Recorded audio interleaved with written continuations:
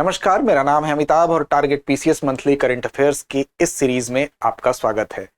इस सीरीज के माध्यम से, जैसा कि इसका नाम ही है मंथली करंट अफेयर्स, हम पिछले वर्ष पूरे एक वर्ष में एक एक मंथ को करके करंट अफेयर्स को कवर करेंगे। साथ ही साथ आपको बता दें कि आने वाले जो भी आपके स्टेट पीसीएस के एग्जाम्स हैं, चाहे वो बिहार का हो, यूपी, उत्तराखंड, एमपी, राजस्थान, इन सभी पीसीएस एग्जाम्स के लिहाज से ये एपिसोड आपके लिए बहुत महत्वपूर्ण होने वाला है।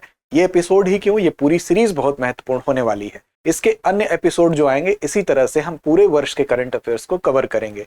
इसके अलावा अगर इस पूरे जो मैटर आपको दिया जाएगा, इस मैटर को अगर आप चाहते हैं कि नोट्स के फॉर्म में आपको उपलब्ध हो, तो इसके लिए दृष्टि आईएएस की तरफ से जो स्टेट करंट अफेयर्स की मैगजीन्स होती हैं, उसमें नोट्स फॉर्म में भी ये उपलब्ध होगा, उससे आप लाभ उठा सकते हैं। साथ ही साथ इस वीडियो के माध्यम से आज अक्टूबर महीने की न्यूज को हम कवर करेंगे। तो चलिए शुरुआत करते हैं। आगामी आपकी जितनी भी स्टेट पीसीएस की परीक्षाएं हैं, उसके लिए काफी महत्वपूर्ण सेशन होने वाला है।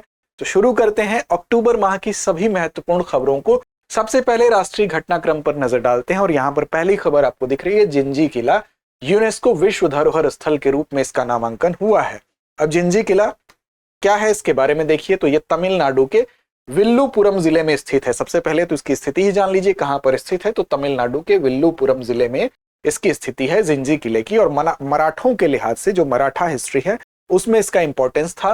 और 11 अन्य किलों सहित ये पूरा मराठा सैन्य परिदृश्य था, ये पूरा एरिया था, उसके एक पार्ट के रूप में यूनेस्को की विश्व धरोहर स्थल सूची में इसको नामांकित किया गया है। अब देखिए ये किला जो है, इसमें राजगिरी, कृष्णगिरी और चंद्रगिरी, ये तीन नाम जो आपको दिख रहे हैं, ये बेसिकली तीन पहाड़ियां हैं और इन्हीं तीनों पहाड़ियों पर ये पूरा का पूरा जो मराठा सैन्य परिदृश्य है स्थित है, जिसको कि आप देख रहे हैं जिंजी किले को। इसको यहाँ पर चित्र में भी आप देख सकते हैं। और इसका रणनीतिक महत्व काफी है, क्योंकि ये तीन किले थे, तीन पहाड़ियां हैं जहां पर ये किले जो है स्थित थे। अब इसका निर्माण किसने किया था, तो निर्माण देखिए कोनार राजवंश था। कोनार राजवंश के अनंत कोन ने 1200 ईस्वी में इसका निर्माण कराया था। तीनों ही फैक्ट इंपॉर्टेंट हैं। किसने कराया, कोनार राजवंश ने, अनंत कोन ने। 1200 ईस्वी में इसका निर्माण हुआ था और जब निर्माण हुआ तो इसका नाम क्या रखा गया, इसका नाम रखा गया कृष्णगिरी। अब देखिए विजयनगर साम्राज्य जो था, विजयनगर साम्राज्य के काल में इस किले को फिर से इसका पुनर्निर्माण कराया गया था। फिर विजयनगर के बाद आप जब आएंगे तो मराठों के समय, छत्रपति शिवाजी महाराज के समय इस पर अधिकार कर लिया गया और 1698 तक ये मराठों के अधीन रहा था। इसके बाद फिर मुगलों के अधीन गया ये 1698 के बाद, फिर फ्रांसीसियों के पास भी गया और फिर अंततः ब्रिटिशर्स के अधीन ये किला आ गया था। अब फिलहाल मई तक की जो रिपोर्ट है उसके अनुसार अगर आप देखेंगे, मई 2025 के अनुसार 43 यूनेस्को की जो विश्व धरोहर स्थल है उसमें 35 सांस्कृतिक स्थल, 7 प्राकृतिक स्थल और 1 मिश्रित स्थल है। ये फिलहाल की कंडीशन है। अभी वर्तमान में क्या इसमें कोई परिवर्तन आप देखते हैं? अगर हाँ तो क्या, कमेंट करके बताएं, और अगर नहीं तो भी कमेंट करके बताएं। अब देखिए अगला हमारा है कि राष्ट्रीय समुद्री विरासत परिसर। अब देखिए आपने लोथल का नाम सुना होगा, सिंधु घाटी सभ्यता का एक स्थान जो कि गुजरात में स्थित है और सिंधु घाटी सभ्यता के दक्षिणतम स्थल के रूप में जाना जाता है। तो लोथल को हाल ही में केंद्रीय मंत्रिमंडल ने, गुजरात का जो लोथल है वहां पर राष्ट्रीय समुद्री विरासत परिसर स्थापित करने के लिए मंजूरी दे दी है। अब ये क्या है, तो यहां पर क्या किया जाएगा इसके तहत, तो भारत की जो 4500 वर्ष पुरानी ये समुद्री विरासत है उसको प्रदर्शित करने के लिए यहाँ पर पोत, परिवहन और जल मार्ग मंत्रालय ने क्या किया है, यहाँ पर वही अब डेवलप करेगा राष्ट्रीय समुद्री विरासत परिसर को। और इसमें क्या बनाया जाएगा, तो इसमें बनाया जाएगा लाइट हाउस और लाइट हाउस म्यूजियम, यानी कि दीप स्तंभ और दीप स्तंभ संग्रहालय बनाए जाएंगे। उसके निर्माण के लिए धन कौन उपलब्ध कराएगा, तो directorate general of light house and light ships के द्वारा, यानी DGLL के द्वारा धन उपलब्ध कराया जाएगा और विश्व का सबसे ऊंचा संग्रहालय होगा। फिलहाल लोथल की स्थिति आप यहाँ पर देख सकते हैं। आप जानते हैं सिंधु घाटी सभ्यता का ये स्थल है और लोथल जो है वो अपने बंदरगाह के रूप में ये जाना जाता था, विदेशों से व्यापार भी होता था। इसके अलावा लोथल जो है वहां पर अगर हम बात करें तो भोगवा नदी के तट पर यह स्थित था और SR राव के द्वारा इसकी खोज की गई थी। तो गुजरात के भाल क्षेत्र में यह स्थित है। हड़प्पा सभ्यता के सबसे दक्षिणी स्थलों में से एक है। सबसे पुराना ज्ञात डॉक था, यानी कि बंदरगाह था, जो शहर को साबरमती नदी के प्राचीन मार्ग से ये कनेक्ट करता था। अप्रैल 2014 में यूनेस्को विश्व धरोहर स्थल के रूप में नामित भी किया गया। खोज वर्ष 1954 में किसने की, तो SR राव ने, अभी आपको बताया गया। इसके अलावा सुरकोटड़ा और धौलावीरा ये भी गुजरात के अन्य महत्वपूर्ण हड़प्पा कालीन स्थल हैं, इसको भी आप याद रखेंगे। अगली खबर हमारी है कि एशिया की सबसे बड़ी इमेजिंग चेरनकोव दूरबीन। अब देखिए, ये चूंकि एशिया की सबसे बड़ी दूरबीन है तो इसलिए महत्वपूर्ण हो जाता है, और चूंकि भारत में ही है, भारत में कहां पर है तो लद्दाख में इसको स्टेब्लिश किया गया है। तो किसके द्वारा इसको निर्माण किया गया है इसका, तो बार्क के द्वारा ही नहीं, भाभा परमाणु अनुसंधान केंद्र के द्वारा। स्थान कहां, तो हानले लद्दाख में इसको स्थापित किया गया है, यानी मेस यानी एटमॉस्फेरिक चेरनकोव एक्सपेरिमेंट वेधशाला जो है वहीं पर। यह वेधशाला उच्च ऊर्जा गामा किरणों का अध्ययन करेगी और 4300 मीटर ऊंचाई पर दुनिया की सबसे ऊंची दूरबीन ये होगी जहां पर यह स्थित की गई है। एशिया की सबसे बड़ी इमेजिंग चेरनकोव दूरबीन है, इसलिए भी इंपॉर्टेंट है। गामा किरणों का यह अध्ययन करेगी और इसके लिहाज से ब्रह्मांड की जो अत्यधिक जो ऊर्जावान घटनाएं होती हैं उसको समझने में आसानी होगी, साथ साथ वैज्ञानिक अनुसंधान को बढ़ावा मिलेगा। अगली खबर हमारी है, राष्ट्रीय विद्युत योजना ट्रांसमिशन का शुभारंभ किया गया है और इसमें केंद्रीय विद्युत प्राधिकरण ने अक्षय ऊर्जा स्थापित क्षमता का लक्ष्य रखा है कि 2030 तक 500 गीगावाट और 2032 तक 600 से ज्यादा गीगावाट अक्षय ऊर्जा ट्रांसमिशन के लिए राष्ट्रीय विद्युत ऊर्जा ट्रांसमिशन का शुभारंभ किया गया है, तो इसको याद रखेंगे। अगला है क्रूज भारत मिशन। क्रूज के माध्यम से पर्यटन को बढ़ावा देने के लिहाज से क्रूज भारत मिशन को भी शुरू किया गया है ताकि क्रूज टूरिज्म जो है उसको बढ़ावा दिया जा सके। अब इसमें क्या है, तो अगले 5 साल में यह टारगेट किया गया है, ये लक्ष्य रखा गया है कि क्रूज भारत जो मिशन है उसमें अगले 5 वर्षों में क्रूज के माध्यम से जो यात्री हैं, जो यात्रा करते हैं, पर्यटन करते हैं, उनकी संख्या को दुगुना कर दिया जाए। क्या क्या गोल्स हैं, तो देखिए, समुद्री क्रूज यात्री के लिए 50 लाख से बढ़ाकर 1 करोड़, और नदी क्रूज यात्रियों के लिए 50 लाख से बढ़ाकर 1.5 करोड़। अंतरराष्ट्रीय क्रूज टर्मिनल की बात करें तो 2 अभी तक है, उसको बढ़ाकर 10, और रिवर की बात कर लें, रिवर क्रूज टर्मिनल की, तो 50 से बढ़ाकर 100, और रोजगार सृजन की बात करने तो अनुमानित है कि 40 लाख लोगों को इससे लाभ मिलेगा। इस लिहाज से क्रूज भारत मिशन की शुरुआत की गई है। अगला है अंतरराष्ट्रीय घटनाक्रम के अंतर्गत हम चलते हैं। भारत बना ग्लोबल ई नेटवर्क का सदस्य। ग्लोबल ई नेटवर्क का सदस्य भारत भी हो गया है। ये क्या है, तो एक अंतरराष्ट्रीय पहल है, एक अंतरराष्ट्रीय प्लेटफॉर्म है। इसमें 15 सदस्यीय संचालन समिति में भारत को भी उसको भी चुन लिया गया है। अब इसमें क्या है, ये भ्रष्टाचार और सीमा पार कोई भी अगर वित्तीय अपराध होते हैं तो उसका सामना करने के लिए पूरे विश्व के एक सहयोग के रूप में, एक प्लेटफॉर्म के रूप में इसको देखा जाता है। अब इसमें 2021 में संयुक्त राष्ट्र महासभा के भ्रष्टाचार विरोधी विशेष सत्र के दौरान इसको लॉन्च किया गया था औपचारिक रूप से। भारत भी इसका सदस्य बन गया है। वर्तमान में 121 सदस्य देश और 219 प्राधिकरण इसमें शामिल हैं। 15 सदस्यीय जो संचालन समिति है उसके लिए भारत को चुन लिया गया है। तो आप अंतरराष्ट्रीय घटनाक्रम में इस न्यूज को ध्यान देंगे। अगला है भारत का त्रिपक्षीय समझौता। भारत, नेपाल और साथ साथ बांग्लादेश, ये 3 देशों ने एक त्रिपक्षीय समझौता किया है। भारत, नेपाल और बांग्लादेश ने किस विषय पर समझौता किया है, तो ये विद्युत व्यापार को लेकर समझौता हुआ है कि इन देशों के बीच में जो विद्युत का व्यापार होता है वो सुविधाजनक बनाया जाए। अब 15 जून से इसमें क्या होगा, 15 नवंबर तक जो भी नेपाल में अधिशेष उत्पादन होगा विद्युत का, यानी कि जो एक्स्ट्रा प्रोडक्टिविटी है बिजली की, उसको बांग्लादेश को निर्यात किया जाएगा और प्रथम चरण में नेपाल भारतीय भूक्षेत्र से होकर बांग्लादेश को यह निर्यात करेगा। यह समझौता हुआ था। अब भारत, नेपाल, बांग्लादेश विभिन्न अंतर्राष्ट्रीय समूहों के पार्ट भी हैं, जैसे दक्षिण एशियाई क्षेत्रीय सहयोग संगठन के, bay of Bengal initiative for multi sectoral technical and economic cooperation BIMSTEC के, बांग्लादेश, भूटान, भारत और नेपाल के, BBIN के और गुटनिरपेक्ष आंदोलन के। तो ये तीनों के बीच में समझौता विद्युत मामले को लेकर हुआ है, याद रखिएगा, विद्युत व्यापार को लेकर। संवैधानिक प्रशासनिक घटनाक्रम की बात करेंगे तो UAPA के तहत 14 दिन की समय सीमा अब निर्धारित कर दी गई है और ये पहले विवेकाधीन थी, लेकिन अब ये स्पष्ट कर दिया गया है। सर्वोच्च न्यायालय ने अपने एक फैसले में ये बात स्पष्ट की है कि जो विधि विरुद्ध क्रियाकलाप निवारण अधिनियम 1967 में एक बात कही गई थी, एक प्रोविजन था, अभियोजन की मंजूरी, यानी कि प्रोसिक्यूशन सैंक्शन। अभियोजन क्या होता है, तो एक सरकारी अनुमति प्राप्त की जाती है ताकि किसी भी व्यक्ति के खिलाफ कोई भी कानूनी कार्यवाही की जा सके। अब इस जो अनुमति प्राप्त की जाती है, सरकारी अनुमति प्राप्त की जाती है, इसको पहले विवेकाधीन माना जाता था। अब ये साफ तौर पर सर्वोच्च न्यायालय ने स्पष्ट कर दिया है कि इसके लिए 14 दिन की जो समय सीमा है वो अनिवार्य है, न कि विवेकाधीन है। राष्ट्रीय सुरक्षा के मामलों में केंद्र और राज्य दोनों इस समय सीमा के तहत कार्य करेंगे और UAPA का जो नियम 2008 में करेगा, उसमें एक शब्द था, शैल शब्द का प्रयोग किया गया है। उसका ये मतलब ही हुआ कि जो 14 दिनों के अंदर मंजूरी प्रक्रिया को पूरा करने के स्पष्ट विधायी इरादे को दर्शाता है, इसका मतलब कि ये अब अनिवार्य है। ठीक है, ये बात सुप्रीम कोर्ट ने बता दी है। यूएपीए 1967 की बात करें तो विधि विरुद्ध क्रियाकलाप निवारण ये अधिनियम ये बेसिकली बनाया ही गया था। क्यों बनाया गया था? कि जो भी आतंक विरोधी एक कानून के तौर पर इसको बनाया गया था कि कोई भी राष्ट्र विरोधी अगर गतिविधि होती है, अलगाववाद को अगर बढ़ावा देने का काम होता है, तो उसको रोकने के लिए इसको बनाया गया था यूएपीए 1967 विधि विरुद्ध क्रियाकलाप निवारण अधिनियम। इसी अधिनियम के तहत जो एनआईए है उसको शक्ति मिलती है, उसको पावर मिलता है कि वो देश भर में ऐसे मामलों की जांच करता है, ऐसे मामलों के खिलाफ मुकदमा चलाता है।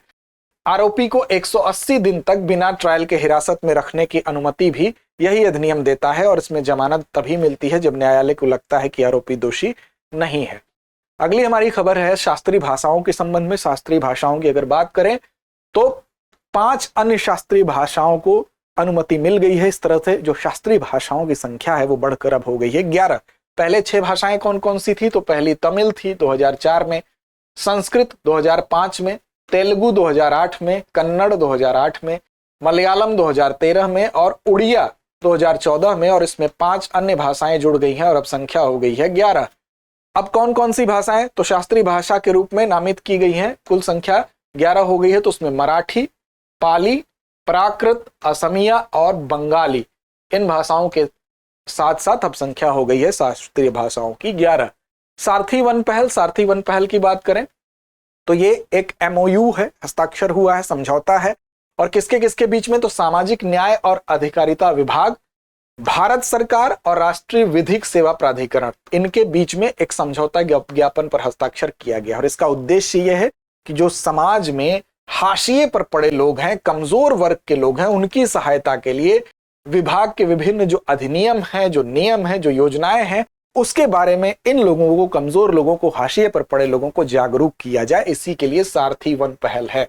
तो सारथी वन पहल का नाम आते ही आप सीधे सीधे पहुंचेंगे हाशिए पर पड़े लोग, कमजोर लोग, इनको लाभ देने के लिए किसके किसके बीच समझौता हुआ है? सामाजिक न्याय और अधिकारिता विभाग, भारत सरकार और राष्ट्रीय विधिक सेवा प्राधिकरण यानी नालसा के बीच में समझौता हुआ है। तो ये आप याद रखेंगे। और साथ ही साथ ये जो उद्देश्य है, ये आपके जो एसडीजी गोल्स हैं, संयुक्त राष्ट्र 2030 का जो एजेंडा है, उसके साथ भी कनेक्ट है। कैसे? क्योंकि उसमें भी आप जानते हैं कि गरीबी उन्मूलन, असमानता को कम करना, सामाजिक सुरक्षा नीतियों को बढ़ावा देना, ये सारी चीजें उसमें भी है। तो उससे भी एक तरह से ये कनेक्ट है सारथी वन पहल। अगली हमारी खबर है, काफी महत्वपूर्ण है, न्याय की देवी की जो नई मूर्ति है। यानी आपने पिक्चरों में देखा, अक्सर ये डायलॉग सुना आपने कि हमारा कानून जो होता है वो अंधा होता है, लेकिन यहां पर इस पुरानी मान्यता को के विपरीत दूसरी बात कही गई है। और इसी वजह से जो न्याय की जो मूर्ति आपने देखी होगी, आंख पे पहले पट्टी बंधी हुई दिखाई देती थी, अब इस मूर्ति में परिवर्तन किया गया है। जो लेडी जस्टिस थी, न्याय की देवी थी, उसमें उच्चतम न्यायालय ने परंपरा से हटकर क्या किया है? प्रतिमा का नया संस्करण प्रस्तुत कर दिया है। जस्टिस लेडी में किए गए क्या क्या परिवर्तन है? तो पहले आपको आंखों पर पट्टी दिखती थी, अब वो पट्टी हटा दी गई है। और परंपरागत रूप से दूसरे हाथ में, एक में तो तराजू था, तराजू को रहने दिया गया है, दूसरे हाथ में जो तलवार था उसकी जगह संविधान कर दिया गया है। और पश्चिमी पोशाक जो पहले न्याय की देवी पहनी हुई दिखाई देती थी, उनके दाहिने हाथ में तराजू, तो वहां पर पश्चिमी पोशाक की जगह साड़ी कर दिया गया है। और जो दाहिने हाथ में तराजू था वो अभी अपरिवर्तित है। अब इसका उद्देश्य क्या है? तो उद्देश्य यही है कि ये चीजें औपनिवेशिक काल से चली आ रही थी और एक दास्ता के मानसिकता को दर्शाती थी, तो इसको परिवर्तन करना जरूरी समझा गया। अब न्यायिक अवधारणा में भी परिवर्तन है। इसका यह मतलब है कि कानून पट्टी बंधे होने का मतलब कानून अंधा था, लेकिन यहां पर यह कहा जाए कि कानून अंधा नहीं होता है, बल्कि वो समान दृष्टि से सबको देखता है। इसलिए वहां पट्टी नहीं होनी चाहिए, बल्कि सब पर एक समान दृष्टि पड़ती हुई दिखाई देनी चाहिए। न्यायालय कहता है कि पक्षपात पूर्ण निर्णय लेने के बजाय एक युक्ति युक्त निर्णय लेना इसका लक्ष्य है, इसलिए ऐसा किया गया है। और संवैधानिक मूल्यों पर बल देते हुए जो तलवार थी, यानी हमारा न्यायालय का उद्देश्य दंड देना नहीं है, बल्कि न्यायालय का उद्देश्य क्या है? एक संवैधानिक तरीके से निर्णय देना। तो तलवार को प्रतिस्थापित किया गया है संविधान से। अगला आर्थिक घटनाक्रम के अंतर्गत बात करें तो भारत तीसरा सबसे बड़ा इथेनॉल उत्पादक और उपभोक्ता देश बन गया है। देखिए, भारत दुनिया का तीसरा सबसे बड़ा इथेनॉल का उत्पादक और उपभोक्ता देश बन गया है, तो अपने आप में महत्वपूर्ण खबर है। अब इसके लिए क्या है? इसके लिए जिम्मेदार है केंद्र सरकार की एक पॉलिसी भी, क्योंकि उसने 2018 में चीनी के लिए जो न्यूनतम समर्थन मूल्य था वो नीति लागू की थी, उसका भी फायदा मिला है। और पिछले 10 वर्षों में गन्ना खेती का क्षेत्रफल आप देखेंगे उसमें 18% इंक्रीज हुआ है, बढ़ा है, और गन्ना उत्पादन में 40% की वृद्धि हुई है। उसकी की वजह से एथेनॉल उत्पादन और उपभोक्ता दोनों में वृद्धि हुई है। एथेनॉल आप जानते हैं किसको कहते हैं, तो एथेनॉल एथिल अल्कोहल को कहते हैं, और यह गन्ना, मक्का, चावल, गेहूं, बायोमास जैसे विभिन्न स्रोतों से उत्पादित एक प्रकार का जैव ईंधन भी है, तो या इसलिए भी इसका महत्व है। और इसकी उत्पादन प्रक्रिया में आप जानते हैं खमीर या एथिलीन हाइड्रेशन के माध्यम से जो पेट्रोकेमिकल प्रक्रिया होती है उसके माध्यम से शर्करा में किण्वन होता है, और उस किण्वन के बाद एथेनॉल यानी कि जिसको एथिल अल्कोहल भी कहते हैं उसका निर्माण होता है। इसमें ये शुद्ध अल्कोहल होता है। कितनी मात्रा, तो 99.9% मात्रा इसमें अल्कोहल की होती है। और स्वच्छ ईंधन विकल्प बनाने के लिए पेट्रोल के साथ इसको मिलाया भी जाता है, तो इसका इंपॉर्टेंस इस तरह से भी है। अगला है राष्ट्रीय कृषि संहिता। अब देखिए हाल ही में जो BIS है यानी भारतीय मानक ब्यूरो है उसके द्वारा राष्ट्रीय भवन संहिता और राष्ट्रीय विद्युत संहिता के ही आधार पर, इससे पहले राष्ट्रीय भवन संहिता आपने सुना, इसके बाद राष्ट्रीय विद्युत संहिता आपने सुना, तो उसी तर्ज पर राष्ट्रीय कृषि संहिता बनाने की प्रक्रिया की शुरुआत कर दी गई है। किसके द्वारा, तो भारतीय मानक ब्यूरो के द्वारा। क्या उद्देश्य है, तो मानकों का एक ऐसा सेट बनाया जाएगा, एक ऐसा पूरे मानक तैयार किए जाएंगे, उनकी संहिता बनाई जाएगी जो भारत में जो कृषि मेथड्स हैं, कृषि पद्धतियां हैं, उनकी गुणवत्ता, उनकी दक्षता को सुधारने में सहायता कर सके, खासकर जब वर्तमान में इस क्षेत्र में विस्तृत विनियमन की कमी है यानी रेगुलेशन की कमी है, तो इसके लिए यह बनाया जा रहा है। तो याद रखिएगा, अब कौन बना रहा है ये आपसे पूछ सकता है, तो राष्ट्रीय कृषि संहिता भारतीय मानक ब्यूरो तैयार कर रहा है। खाद्य तेल तिलहन पर राष्ट्रीय मिशन। अब देखिए हाल ही में केंद्रीय मंत्रिमंडल के द्वारा खाद्य तेल तिलहन पर एक राष्ट्रीय मिशन तिलहन को मंजूरी प्रदान की गई है। क्या है इसका उद्देश्य, तो जाहिर सी बात है, नाम से स्पष्ट है कि जो तिलहन का प्रोडक्शन है उसको बढ़ाना इसका उद्देश्य है, जिससे कि हम उसके प्रोडक्ट यानी खाद्य तेल जो होते हैं उसमें आत्मनिर्भर हो सके, ताकि हम ये इस पहल के माध्यम से जो तेल जो है उसका भी प्रोडक्शन बढ़ा सकें। इस मिशन में 10,103 करोड़ रुपए का वित्तीय परिव्यय इसमें होने की संभावना है, और 2024-25 से 2030-31 तक 7 साल की अवधि में इसको लागू किया जाएगा। तो ये इसका समय भी याद रखेंगे। अब इसमें तिलहन, प्रमुख तिलहन फसलों में तिलहन फसलें जो है वो तो शामिल हैं ही, इसके अलावा भी कुछ अन्य फसलें हैं। तो तिलहन के अंतर्गत जैसे रेपसीड सरसों हो गया, मूंगफली हो गया, सोयाबीन, सूरजमुखी, तिल के उत्पादन, ये सब तो प्रोडक्शन इसका बढ़ाया जाएगा ही। इसके अलावा भी कुछ चीजें शामिल हैं, जैसे कि कपास के बीज, चावल की भूसी, वृक्ष जनित तेलों जैसे कि द्वितीयक स्रोत हो गए, जिसमें कि कैसे उसका संग्रह किया जाए, कैसे उसमें से उसका निष्कर्षण किया जाए, इसकी दक्षता को कैसे बढ़ाया जाए, ये सब ध्यान भी इसमें दिया जाएगा। जैसे कपास का बीज ही है तो उसमें से कैसे कपास को निकाला जाए, कैसे बेहतर कपास का प्रोडक्शन हो सके।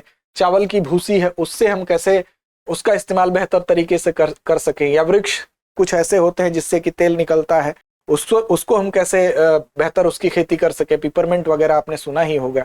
अब NMEO तिलहन के साथ मिशन का उद्देश्य 2030-31 तक, तो ये समय याद रखिएगा, 2030-31 तक जो घरेलू खाद्य तेल उत्पादन है उसमें 25.45 मिलियन टन की वृद्धि करना है इसका उद्देश्य। ये तथ्य आपके लिए महत्वपूर्ण है, यानी कि इस मिशन के तहत 2030-31 तक कितने मिलियन टन की वृद्धि करना लक्ष्य है, तो 25.45 मिलियन टन की वृद्धि करना इसका लक्ष्य है, जिससे कि हमारी अनुमानित जो घरेलू आवश्यकता है उसका 72% तक पूरा किया जा सकेगा। विज्ञान प्रौद्योगिकी और रक्षा प्रतिरक्षा खंड पे चलते हैं। तो देखिए robotic multi utility legged equipment. अब देखिए इसको चित्र में आप देखिए, ये आपको दिखाई दे रहा है किसी जानवर की तरह से, लेकिन ये एक रोबोट है। ये रोबोट क्या करेगा, अब ये रोबोट बहुत दुर्गम क्षेत्र जब होते हैं वहां पर हमारी सेना के जवान जाते हैं, ऐसी दिशा में क्या होता है, या किसी पशु को भेजा जाता है रसद ले जाने के लिए ही, तो बहुत दुर्गम जो जगह होगी वहां उस पशु के जान को खतरा होगा। यहां पर इसकी वजह से भारतीय सेना ने एक ऐसा रोबोट शामिल कर लिया है। अब इसका नाम क्या है, म्यूल नाम है, यानी मल्टी यूटिलिटी लेग्ड इक्विपमेंट इसका फुल फॉर्म है। जो भी कठिन एरिया होगा, दुर्गम एरिया होगा, वहां पर खासकर जो पहाड़ों में आप देखेंगे वहां पर ये आसानी से चला जाएगा। टेम्परेचर का असर नहीं पड़ेगा। 40 डिग्री सेल्सियस से लेकर 55 डिग्री सेल्सियस तक के -40 डिग्री सेल्सियस, क्षमा करिएगा यहाँ पर माइनस होना चाहिए, मतलब बहुत ठंड परिस्थितियों से लेकर गर्म परिस्थितियों तक के तापमान में काम करेगा। खड़ी चढ़ाई चढ़ सकता है, इसके अलावा 15 किलो तक ये वजन भी उठा सकता है। अब ऐसी दिशा में जहां पर जो पशु को भेजा जाता था, तो पशु क्या होता था, उसके जान माल को खतरा हो सकता था। अब इसमें क्या हो गया, तकनीकी से भी लैस है, इसमें रोबोटिक कैमरा लगा है, इलेक्ट्रो ऑप्टिक्स है, इंफ्रारेड तकनीकी है, जिससे कि हर चीज को ये पहचान पाएगा। पानी जैसे नदियों में भी ये काम कर सकता है। तो इसका फायदा ये हो गया कि अब तक जो सैनिकों की जान खतरे में डाले जा रहे थे, उनकी निगरानी जो हमको करनी पड़ती थी, तो सैनिकों तक जरूरी सामान को आसानी से पहुंचाया जा सकेगा इनकी सहायता से, म्यूल की सहायता से। और 2030 तक सेना पशु परिवहन जो अब तक हो रहा था उसमें 50 से 60% तक कम करना चाहती है। इसलिए पशु परिवहन को रिप्लेस कर इस रोबोट का ज्यादा से ज्यादा इस्तेमाल किया जाएगा, म्यूल का इस्तेमाल किया जाएगा। तो ये काफी महत्वपूर्ण आपके लिए खबर है। परम रुद्र सुपर कंप्यूटर। अब देखिए, भारत का परम रुद्र जो सुपर कंप्यूटर है ये महत्वपूर्ण है, क्योंकि प्रधानमंत्री ने उच्च प्रदर्शन कंप्यूटिंग में आत्मनिर्भरता के लिए भारत की प्रतिबद्धता भी है, यानी भारत भी सुपर कंप्यूटर्स के क्षेत्र में अग्रणी है, इसके लिए प्रतिबद्ध है। इसको प्रदर्शित करते हुए परम रुद्र सुपर कंप्यूटर को यहां पर उसको वर्चुअली लॉन्च किया गया है। कहां लॉन्च किया गया है, तो पुणे में, दिल्ली में और कोलकाता में, 3 जगह इसको लॉन्च किया गया है। याद रखिएगा, ये महत्वपूर्ण चीज है कि परम रुद्र सुपर कंप्यूटर कहां कहां स्थित है, तो पुणे, दिल्ली और कोलकाता 3 जगह इसको लॉन्च किया गया है। अब ये परम रुद्र सुपर कंप्यूटर किसका हिस्सा है, तो राष्ट्रीय सुपर कंप्यूटिंग मिशन का हिस्सा है। और ये क्या है, तो राष्ट्रीय super computing mission basically electronics और सूचना प्रौद्योगिकी मंत्रालय और विज्ञान और प्रौद्योगिकी विभाग के बीच में एक सहयोग है, राष्ट्रीय सुपर कंप्यूटिंग मिशन। और इसका उद्देश्य क्या है, तो उद्देश्य यही है कि पूरे भारत में जो कंप्यूटर का सिस्टम है, जो कंप्यूटिंग प्रणाली है, उन्नत कंप्यूटिंग प्रणाली की स्थापना की जाए। अगला है भारत जेन जीपीटी। अब भारत जेन को देखिए, तो भारत जीपीटी की बात करें अगर, तो विज्ञान और प्रौद्योगिकी मंत्रालय ने एक नई जेनरेटिव एआई की पहल शुरू की है। और ये क्या करेगा, ये भाषा, आवाज और चित्र, इमेज, इनसे जुड़ी एआई तकनीकी पर काम करेगा। अब भारत, आप जानते हैं कि बहुभाषा वाला देश है, यहाँ पर कई भाषाएं बोली जाती हैं। सरकारी क्षेत्र में इसका उपयोग इसीलिए किया जा रहा है कि जो हमारी विविधता है, उस विविधता से काम प्रभावित ना हो, बल्कि उस विविधता में भी काम आसानी से चलता रहे, भाषा कभी भी बाधक न बन पाए। इसीलिए ये जो एआई जनरेटिव मॉडल है, इसमें टेक्स्ट, इमेज और ऑडियो ये खुद बना सकता है, यानी कि अनुवाद भी ये खुद कर लेगा। तो विश्व का ये पहला सरकारी मल्टी मॉडल है, यानी कि एलएलएम का मतलब लार्ज लैंग्वेज मॉडल। अब ये ऐसा एआई होता है जो बहुत सारे टेक्स्ट पढ़ लेगा एक ही साथ, भाषा को समझ लेगा और लिख भी लेगा, तो भाषा भी बैरियर नहीं बनेगी। बहुत सारे टेक्स्ट अगर हैं, उसको पढ़ना भी आसान होगा इसकी वजह से। तो ये परियोजना का नेतृत्व कौन कर रहा है, तो आईआईटी बॉम्बे इसका नेतृत्व कर रहा है। और इसमें आईआईटीज के अलावा आईआईएम इंदौर जैसे संस्थान भी जुड़े हुए हैं। और इसका उद्देश्य ही यह है कि भारत की भाषाई और सांस्कृतिक विविधता को ध्यान में रखकर इसको सरकारी सेवाओं को कैसे और बेहतर बनाया जा सके, ताकि भारतीय भाषाओं में काम करना आसान हो सके, ये इसका उद्देश्य है। Europa clipper mission. अब यूरोपा के नाम पर ही यूरोपा क्लिपर मिशन है, बृहस्पति का एक चंद्रमा है यूरोपा, और वहां पर यह मिशन नासा के द्वारा भेजा जा रहा है। यह मिशन वहां पर पहुंचेगा 2030 में। हाल ही में इसको लॉन्च कर दिया गया है नासा ने, बृहस्पति के चंद्रमा यूरोपा पर। किस लिए लॉन्च किया गया है, तो जीवन की संभावनाओं को तलाशने के लिए लॉन्च किया गया है, ताकि वहां पर यह मिशन पता लगाएगा कि क्या वहां जीवन की संभावनाएं हैं या नहीं है। यूरोपा की बर्फीली सतह के नीचे छिपे महासागर का अध्ययन करना है, साथ ही साथ यहाँ जीवन की संभावनाओं की तलाश करना है।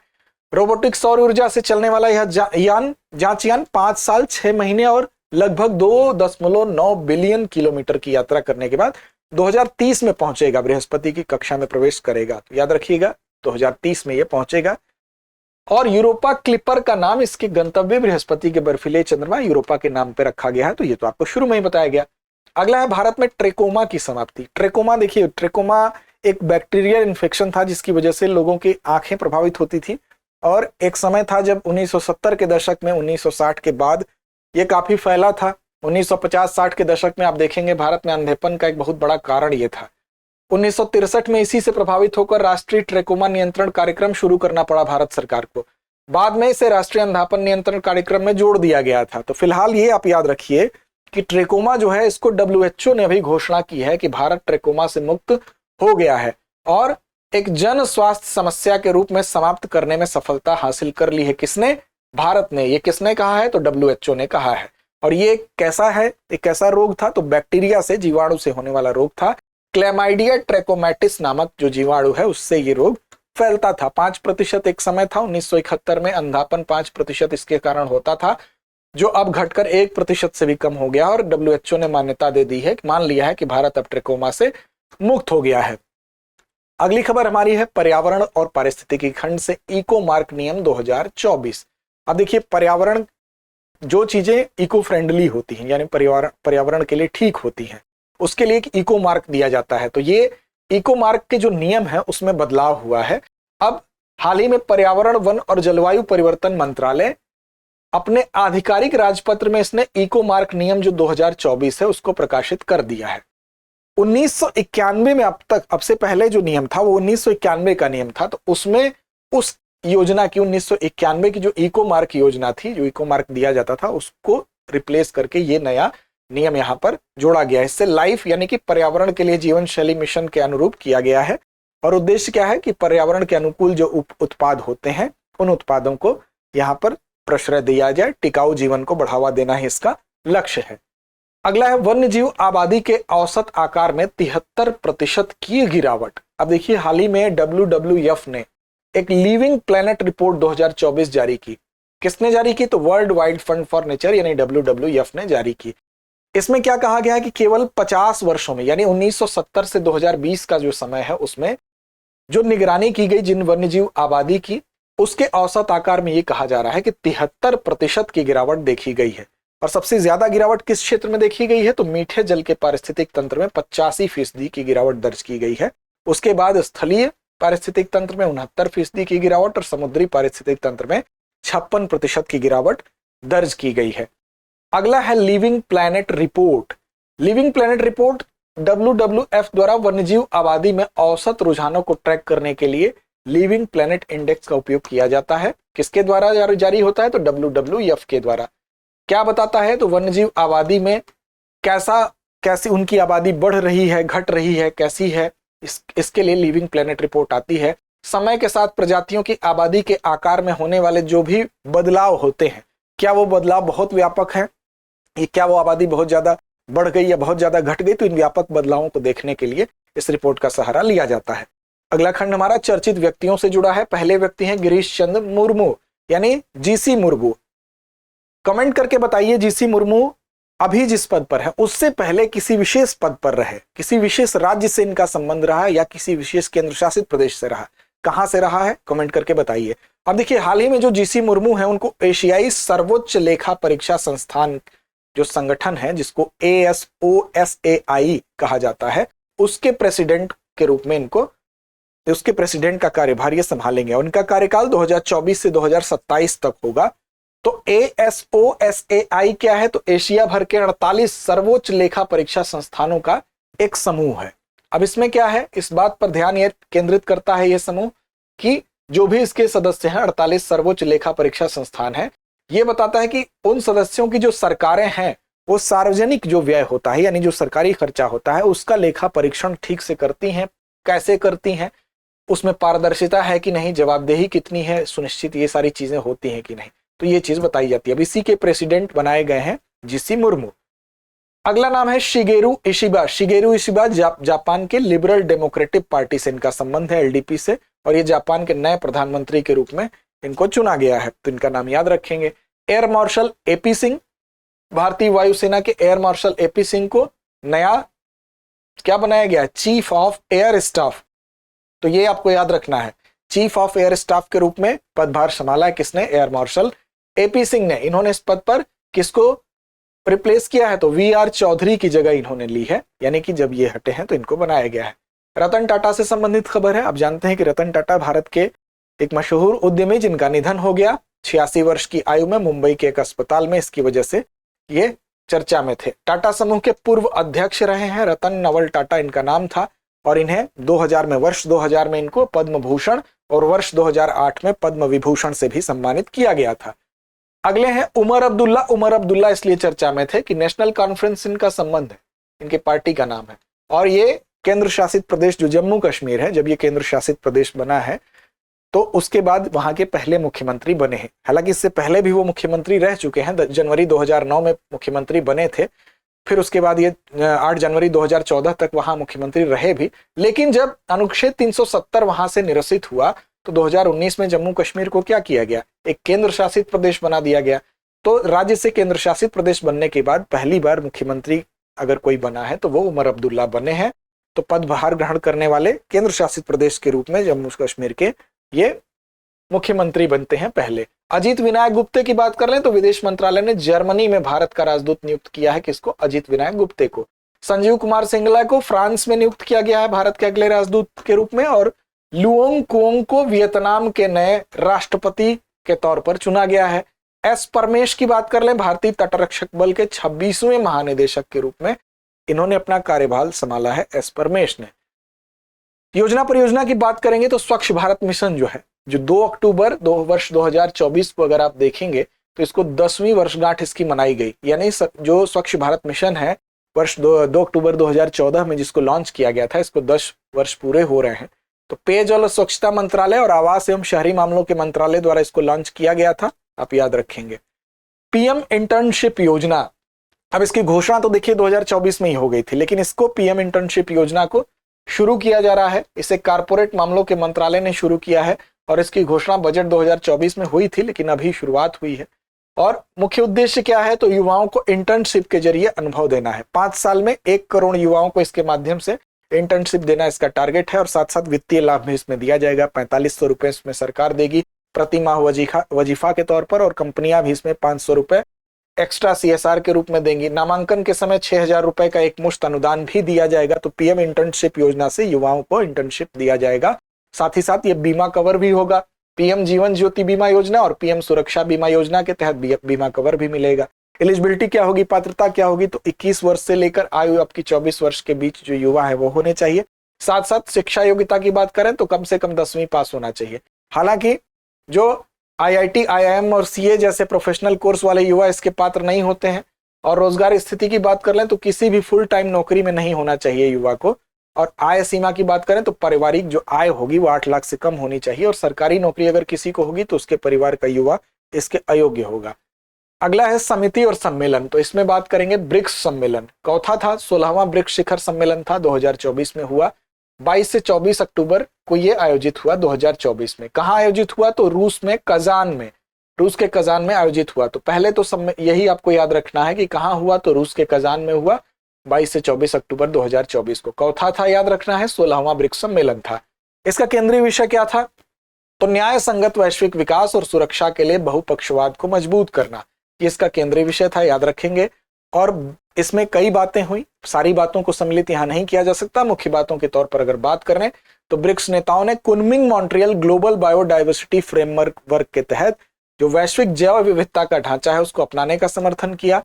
फिर पीएम मोदी ने एक पेड़ माँ के नाम लगाने का भी उल्लेख किया था यहाँ पर। इसके अलावा मुख्य बातों में अगर देखें तो यहाँ पर एक सिद्धांत को कहा गया, समर्थन दिया गया। वो कौन सा सिद्धांत? तो African solution to African problem, Africa के संघर्षों को अफ्रीकी तरीके से सुलझाने पर जोर, ये एक सिद्धांत है, इसको समर्थन दिया गया। न्यूक्लियर मेडिसिन में ब्रिक्स देशों की उपलब्धियों को सराहा गया और नई टीम बनाने की घोषणा भी की गई। पहली बार ब्रिक्स हेल्थ मैगजीन शुरू किया गया, ब्रिक्स मेडिकल एसोसिएशन का गठन किया गया। तो ये कुछ प्रमुख बिंदु हैं। अगला है 21वां भारत आसियान शिखर सम्मेलन, तो लाओस की राजधानी वियंतियाने यहां पर किया गया। किसकी शुरुआत हुई? 21वें भारत आसियान शिखर सम्मेलन की शुरुआत हुई है और प्रधानमंत्री द्वारा यहां 10 सूत्री योजना की घोषणा की गई है। इसकी मुख्य बातों की अगर बात करें तो जो 44वां आसियान शिखर सम्मेलन है इसका केंद्रीय विषय था कनेक्टिविटी और लचीलापन बढ़ाना। और 19वें पूर्वी एशियाई शिखर सम्मेलन में भी पीएम ने भाग लिया, तो ये भी याद रखेंगे। वर्ष 2024 में भारत की एक्ट ईस्ट जो नीति है, एक्ट ईस्ट नीति 2014 में जो कि घोषित हुई थी हिंद और प्रशांत क्षेत्र में व्यापार, सुरक्षा और कनेक्टिविटी के संदर्भ में, उस एक्ट ईस्ट नीति का जो अब 10 वर्ष पूर्ण हो रहा है। तो 2024 में क्या हो गया? 2014 में घोषित हुई थी, इसको 10 वर्ष भी पूरे होंगे। तो ये भी एक महत्वपूर्ण तथ्य है, याद रखिएगा कि भारत की जो एक्ट ईस्ट पॉलिसी है उसको भी 10 वर्ष हो गए। अगला है संघाई सहयोग संगठन शिखर सम्मेलन, SCO का शिखर सम्मेलन। तो हाल ही में संघाई सहयोग संगठन यानी SCO का शिखर सम्मेलन आयोजन कहां पर हुआ है? तो पाकिस्तान के इस्लामाबाद में इसका आयोजन किया गया था। अगला है शिखर सम्मेलन में प्रमुख क्षेत्रीय मुद्दों पर चर्चा हुई, जिसमें कि भारत, चीन, रूस और कई मध्य एशियाई देशों ने, विभिन्न सदस्य देशों ने इसमें भाग लिया और भारत की ओर से भारत के विदेश मंत्री एस जयशंकर ने इसमें हिस्सा लिया था। अब भविष्य का संयुक्त राष्ट्र शिखर सम्मेलन 2024 की बात करते हैं। तो इसमें 2 दिवसीय ये सम्मेलन था, संयुक्त राष्ट्र भविष्य शिखर सम्मेलन। 22 सितंबर को न्यूयॉर्क स्थित संयुक्त राष्ट्र के मुख्यालय में शुरू हुआ और इसका उद्देश्य क्या है? अंतरराष्ट्रीय शासन में सुधार और उसे मजबूत बनाना, समकालीन वैश्विक चुनौतियों का समाधान करना और आने वाली पीढ़ियों के लिए एक स्थायी भविष्य सुनिश्चित करना। इसका विषय क्या था?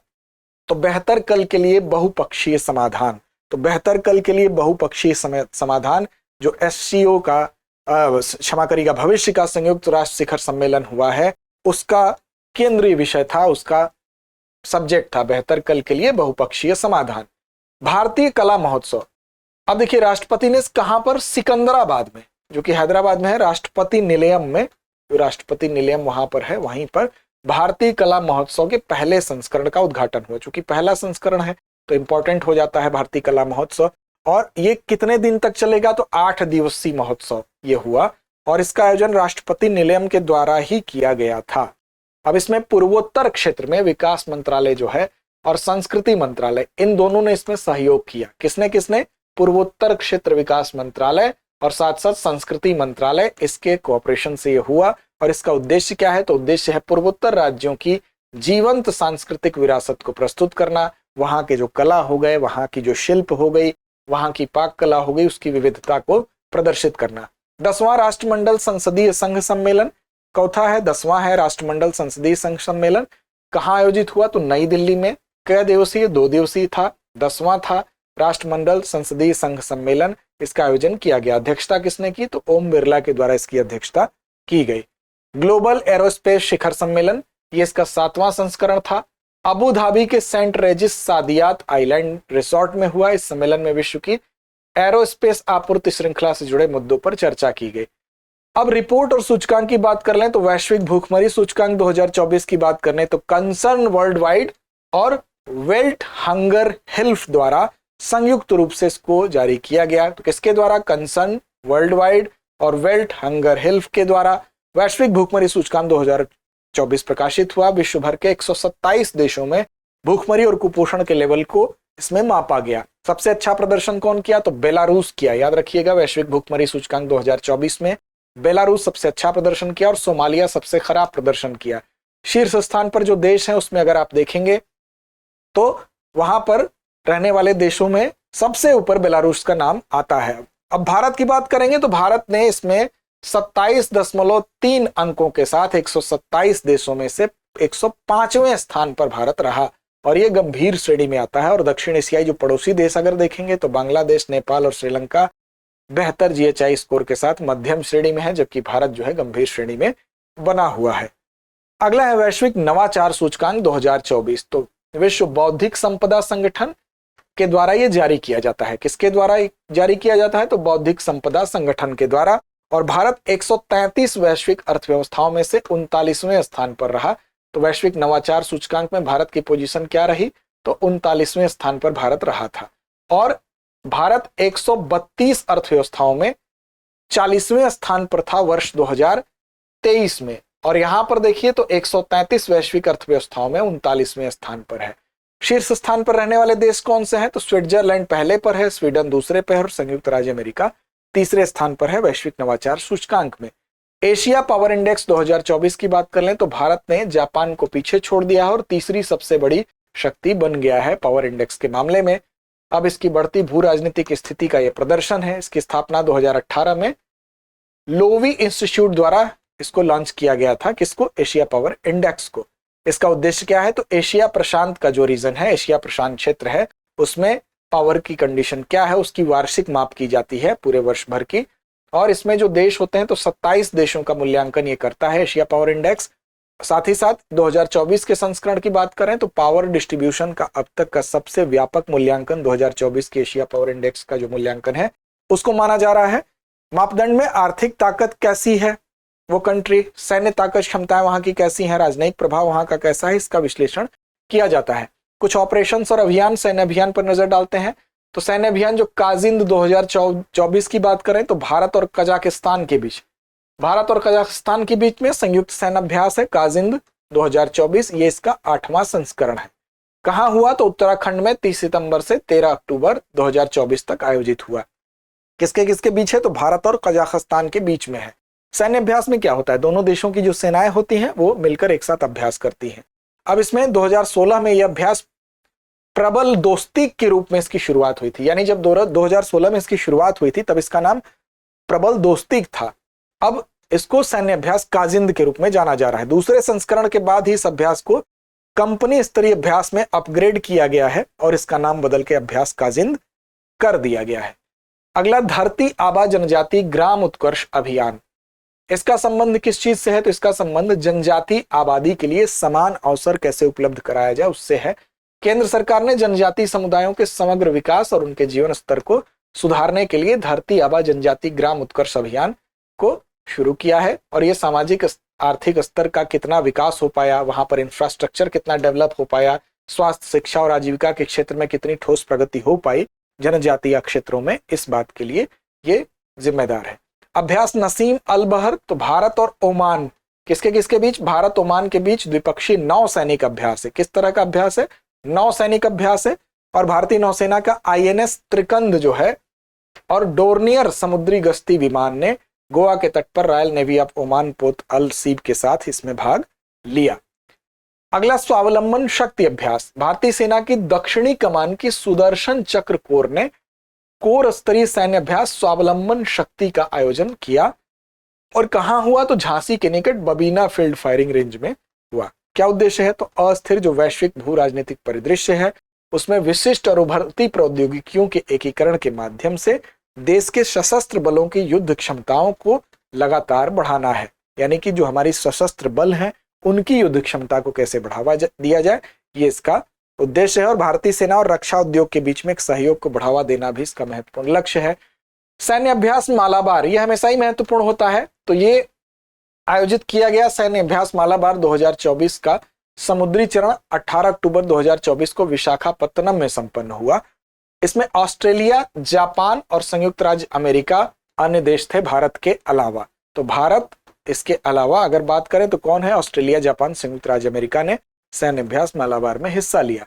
कुछ चर्चित स्थल रहे हैं उस पर एक नजर डालते हैं। तो तुवालू द्वीप, तुवालू द्वीप 11,000 निवासियों वाला है, प्रशांत महासागर में स्थित है और समुद्र के बढ़ते जलस्तर के कारण तुवालू द्वीप पर संकट होता है, इसकी वजह से चर्चा में रहता है। तो नासा के वैज्ञानिकों का अनुमान है कि वर्ष 2050 तक तुवालू द्वीप के जो मुख्य एटोल है, फुनाफुटी है, उसका आधा हिस्सा रोजाना आने वाले ज्वार के कारण पानी में डूब जाएगा। यानी कि इस पे खतरे की भविष्यवाणी की गई है तुवालू द्वीप के ऊपर। अगला है चागोस द्वीप समूह। तो यूके यानी यूनाइटेड किंगडम ने रणनीतिक रूप से जो चागोस द्वीप समूह है, जो बहुत इंपॉर्टेंट है रणनीतिक रूप से, उसकी संप्रभुता मॉरिशस को सौंपने की घोषणा कर दी और चागोस द्वीप समूह में 58 द्वीप इसमें फिलहाल शामिल है। वर्तमान स्टेटस क्या है कमेंट करके जरूर बताएं, क्योंकि यह खबर अक्टूबर माह की है। वर्तमान स्टेटस इसका क्या है कमेंट बॉक्स में आप जरूर कमेंट करें। अब देखिए, हिंद महासागर में मालदीव से लगभग 500 किलोमीटर दक्षिण में यह स्थित है और प्रशासनिक कारणों से चागोस मॉरिशस का एक पार्ट था। लेकिन 1968 में मॉरिशस को स्वतंत्रता जब प्राप्त हुई तो चागोस ब्रिटेन के पास ही रह गया, जिससे कि मॉरिशस को सेना की टुकड़ी के लिए 3 मिलियन पाउंड का अनुदान दिया गया। अब देखिए, कुछ चर्चा करते हैं पुरस्कार और सम्मानों की। तो सबसे पहले नाम आता है नोबेल पुरस्कार का। 2024 के लिए नोबेल पुरस्कारों की जो घोषणा हुई 6 श्रेणियों में प्रदान किए जाते हैं, आपको पता है। चिकित्सा, रसायन विज्ञान, भौतिक विज्ञान, अर्थशास्त्र, साहित्य, शांति। तो यहाँ देखिए, चिकित्सा का नोबेल जो है विक्टर एम्ब्रोस और गैरी रूबकुन को दिया गया है। किस क्षेत्र में दिया गया है? तो माइक्रो RNA की खोज और पोस्ट ट्रांसक्रिप्शनल जो जीन है उसमें योगदान के लिए दिया गया है। भौतिकी का जॉन हॉपफील्ड और जेफरी हिंटन को मिला है। रसायन विज्ञान की बात करें तो डेविड बेकर, डेमिस हसाबिस और जॉन जम्पर को मिला है। साहित्य में किसको मिला है? चलिए जल्दी बताइए, साहित्य का नोबेल पुरस्कार किसको मिला है? आपने पढ़ा होगा। चलिए मैं इसको स्किप करता हूं, इसको बोलता ही नहीं हूं। आप कमेंट करके बताएं कि साहित्य का नोबेल पुरस्कार किसको दिया गया है। बहुत इंपॉर्टेंट है, दक्षिण कोरिया की है, ठीक है। शांति का किसको मिला है? निभोन हिदानक्यो को मिला है, एक जापानी संगठन है। और अर्थव्यवस्था में डारोन एस्मोग्लू, साइमन जॉनसन और जेम्स रॉबिन्सन, 3 लोगों को दिया गया है। नोबेल पुरस्कार विस्तार से आप जरूर पढ़ लेंगे। और साहित्य का किसको मिला है? दक्षिण कोरिया की है, कमेंट करके बताइए। शस्त्र रामानुजन पुरस्कार 2024, वर्ष 2024 का शस्त्र रामानुजन पुरस्कार Georgia institute of technology America के अलेक्जेंडर डन को प्रदान किया गया। तो किसको मिला है? अलेक्जेंडर डन को मिला है। शस्त्र रामानुजन पुरस्कार की अगर बात करें तो इसकी स्थापना 2005 में हुई थी। और कहां पर हुई थी? षणमुगा कला विज्ञान प्रौद्योगिकी और अनुसंधान अकादमी विश्वविद्यालय, और इसी का शॉर्ट फॉर्म शस्त्र है। तो याद रखिएगा, षणमुगा कला विज्ञान प्रौद्योगिकी और अनुसंधान अकादमी का ही शॉर्ट फॉर्म शस्त्र है, इसीलिए यहाँ पर बड़ा श की जगह छोटा सा आपको शस्त्र दिखाई देता है। तो ये विश्वविद्यालय का शॉर्ट फॉर्म है, ये तमिलनाडु में है, उसी के द्वारा ये पुरस्कार प्रदान किया जाता है। और तो 1000 जो अमेरिकी डॉलर इसमें नगद दिया जाता है, जो अलेक्जेंडर डन को प्रदान किया जाएगा। और ये प्रत्येक 32 वर्ष या उससे कम आयु के जो गणितज्ञ होते हैं, अगर वो असाधारण योगदान देते हैं, तो भारत के जो गणितज्ञ थे रामानुजम, उनके स्मृति में उन्हीं के नाम पर यह पुरस्कार प्रदान किया जाता है, शस्त्र जो यूनिवर्सिटी है उसके द्वारा। दादा साहब फाल्के पुरस्कार की बात करेंगे। अभिनेता और पूर्व राज्यसभा सांसद मिथुन चक्रवर्ती को 2022 का ईयर याद रखेंगे, वर्ष 2022 के दादा साहब फाल्के पुरस्कार से इनको सम्मानित किया गया है। देश का सर्वोच्च फिल्म पुरस्कार है। शुरुआत 1969 में हुई थी और भारतीय सिनेमा में जो विकास है, वृद्धि है, उसमें कितना उत्कृष्ट योगदान दिया गया है उस बात के लिए प्रदान किया जाता है। पहली बार भारतीय सिनेमा की प्रथम महिला देविका रानी जो थी, उनको ये मिला था।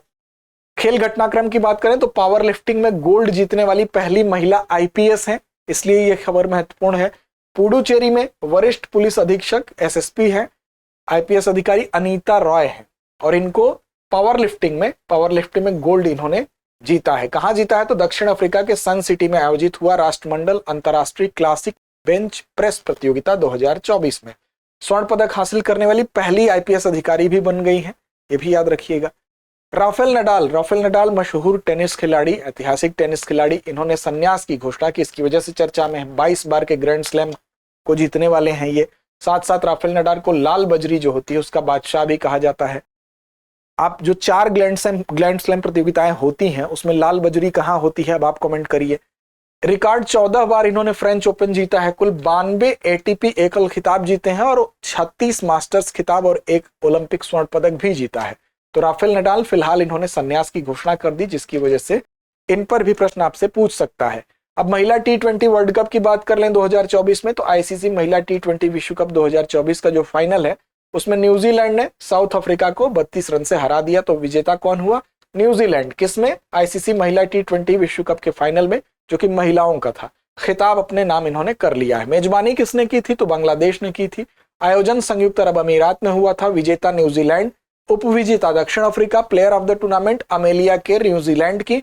फाइनल में player of the match Amelia Kerr ही रहे न्यूजीलैंड की। और सर्वाधिक रन लॉरा वुलवाइट दक्षिण अफ्रीका की खिलाड़ी है और सर्वाधिक विकेट अमेलिया केर न्यूजीलैंड। तो अमेलिया केर चूंकि बहुत ज्यादा चर्चित रही हैं, इनका नाम इससे आपसे पूछा जा सकता है। वर्ष 2025 में होने वाले पहले खो खो विश्व कप का आयोजन कहां होगा? तो भारत में होगा, इसलिए ये इंपॉर्टेंट है आपके लिए। अब विविध कुछ सूचनाएं हैं, कुछ ऐसे खबरें हैं। एक पेड़ मां के नाम एक ऐप है। केंद्रीय संचार और उत्तर पूर्वी क्षेत्र विकास मंत्री ज्योतिरादित्य सिंधिया ने एक पेड़ मां का नाम जो ऐप है, एक पेड़ मां के नाम, इसका शुभारंभ किया है। अब ये ऐप एक विशेष मंच होगा जहां उपयोगकर्ता अपनी माताओं के सम्मान में पेड़ लगा सकते हैं और उन्हें समर्पित कर सकते हैं। अब कुछ खबरें जो हैं जिनको सरसरी निगाह में देखना जरूरी है, परीक्षोपयोगी है। 22 अक्टूबर 2024 को पश्चिमी हिमालय में सांप की एक नई प्रजाति पाई गई। इसका नाम जिस हॉलीवुड अभिनेता के नाम पर रखा गया वो कौन है? तो लियोनार्डो डिकैप्रियो के नाम पर। कहां पर? पश्चिमी हिमालय में है। किस मूवी में आपने इनको देखा है? बहुत चर्चित मूवी रही है, ऑस्कर भी उस मूवी को प्रदान किया गया था, तो उस मूवी में इनके किरदार को सराहा गया था। लियोनार्डो डिकैप्रियो इनके नाम पर फिलहाल ये है। 21 अक्टूबर 2024 को जिस राज्य ने स्वदेशी समुदायों को भूमि अधिकार प्रदान करने के लिए मिशन वसुंधरा 3 की शुरुआत की है, वो राज्य कौन सा है? तो मिशन वसुंधरा 3 असम में शुरुआत हुई है।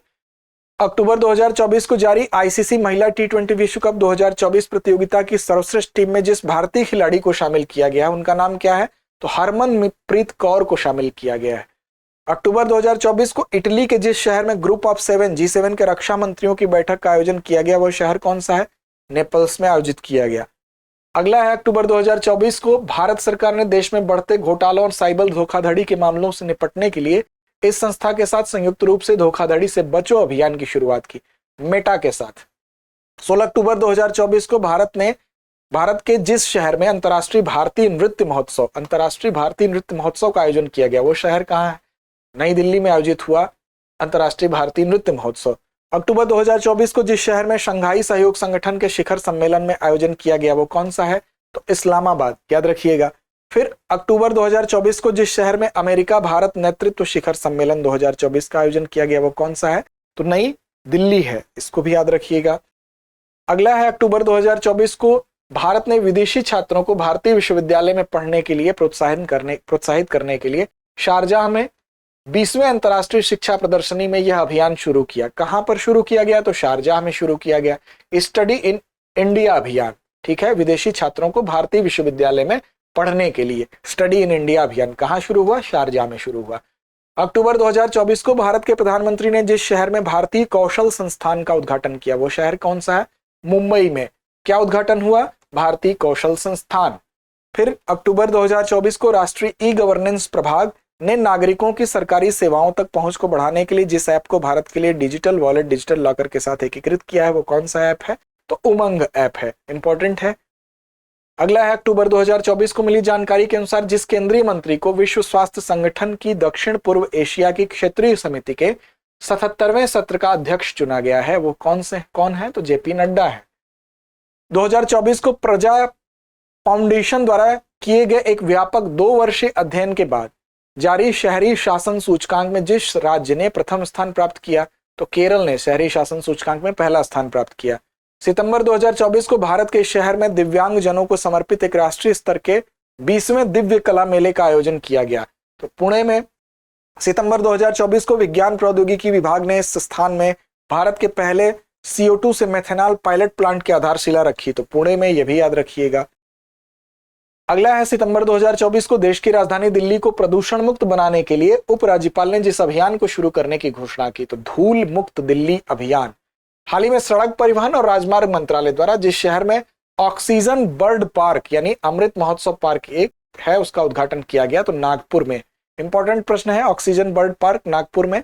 हाल ही में तमिलनाडु राज्य के तिरुवल्लुवर जिले में जिस गांव में 16वीं शताब्दी में 2 ताम्रपत्र शिलालेख 16वीं शताब्दी के 2 ताम्रपत्र शिलालेख पाए गए हैं, तो वो कौन सा है? तो मपेदू गांव है तमिलनाडु में।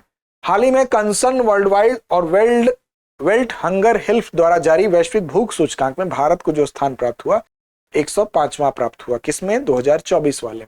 हाल ही में जिस व्यक्ति को अंतर्राष्ट्रीय मस्तिष्क अनुसंधान संगठन का अध्यक्ष चुना गया, जो तंत्रिका विज्ञान समाजों का प्रतिनिधित्व करने वाला एक वैश्विक समूह है, उसका नाम है शुभा टोले।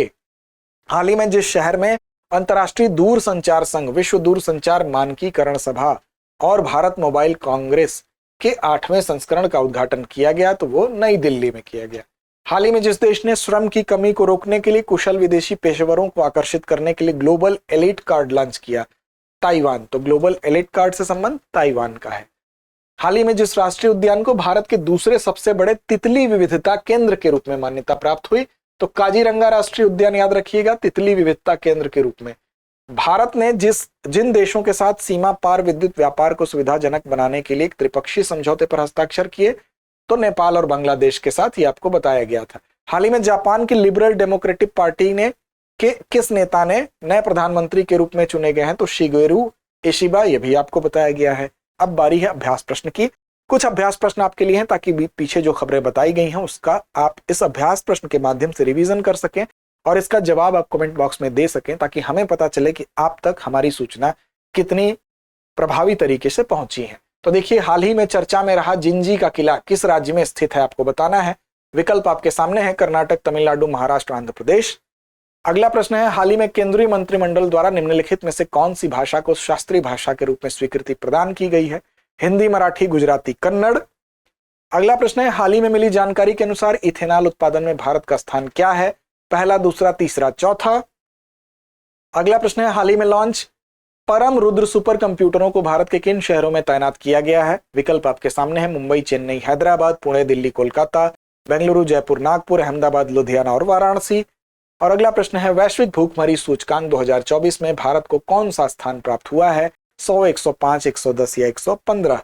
तो इन प्रश्नों का जवाब आप सही और सटीक रूप से कमेंट बॉक्स में जरूर दें। साथ ही साथ आप याद रखें कि निरंतरता का अभ्यास विश्वसनीयता का मानक है, इसलिए हमारे सीरीज में भी एक निरंतरता होगी और उसका लाभ आपको मिलेगा और यकीनन आपको सफलता मिलेगी। तो हमारी जो अगला एपिसोड होगा उसमें अगले मंथ की खबर को हम कवर करेंगे। आज इतना ही फिलहाल। लड़ते रहिए, अपने लक्ष्य की ओर बढ़ते रहिए।